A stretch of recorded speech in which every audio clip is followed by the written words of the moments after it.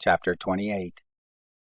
It happened in those days that the Philistines gathered their host together for warfare, to fight with Israel. Achish said to David, "Know assuredly that you shall go out with me in the host, you and your men." David said to Achish, "Therefore you shall know what your servant will do." Achish said to David, "Therefore I will make you keeper of my head forever." Now Samuel was dead, and all Israel had lamented him and buried him in Ramah, even in his own city. Saul had put away those who had familiar spirits and the wizards out of the land. The Philistines gathered themselves together, and came and encamped in Shunem. And Saul gathered all Israel together, and they encamped in Gilboa.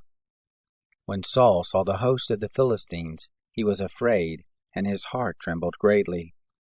When Saul inquired of the Lord didn't answer him, neither by dreams, nor by Urim, nor by prophets.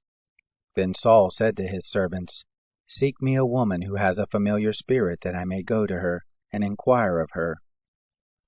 His servants said to him, "Behold, there is a woman who has a familiar spirit at Endor."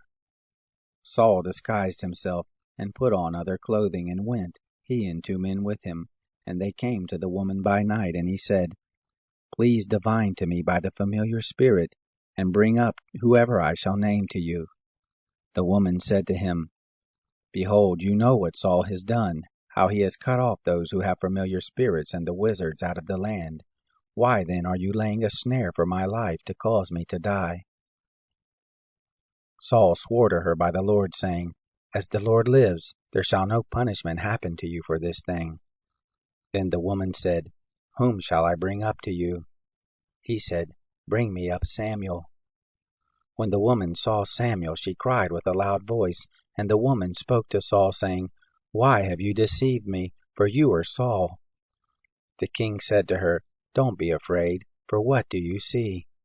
The woman said to Saul, "I see a god coming up out of the earth." He said to her, "What form is he?" She said, "An old man comes up, and he is covered with a robe." Saul perceived that it was Samuel, and he bowed with his face to the ground. Samuel said to Saul, "Why have you disturbed me to bring me up?" Saul answered, "I am sore distressed, for the Philistines make war against me, and God is departed from me, and answers me no more, neither by prophets, nor by dreams. Therefore I have called you, that you may make known to me what I shall do." Samuel said, "Why then do you ask of me, seeing the Lord is departed from you, and is become your adversary? The Lord has done to you as he spoke by me, and the Lord has torn the kingdom out of your hand, and given it to your neighbor, even to David, because you didn't obey the voice of the Lord, and didn't execute his fierce wrath on Amalek. Therefore the Lord has done this thing to you this day. Moreover, the Lord will deliver Israel also with you into the hand of the Philistines, and tomorrow shall you and your sons be with me. The Lord will deliver the host of Israel into the hand of the Philistines." Then Saul fell immediately his full length on the earth, and was very afraid because of the word of Samuel, and there was no strength in him, for he had eaten no bread all the day, nor all the night.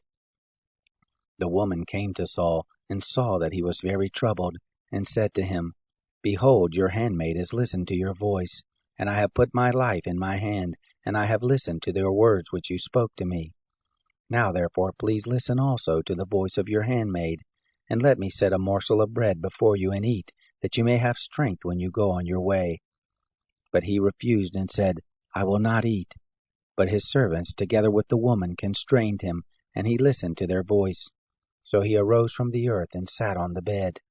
The woman had a fattened calf in the house, and she hurried and killed it, and she took flour and kneaded it, and did bake unleavened bread of it, and she brought it before Saul and before his servants, and they ate.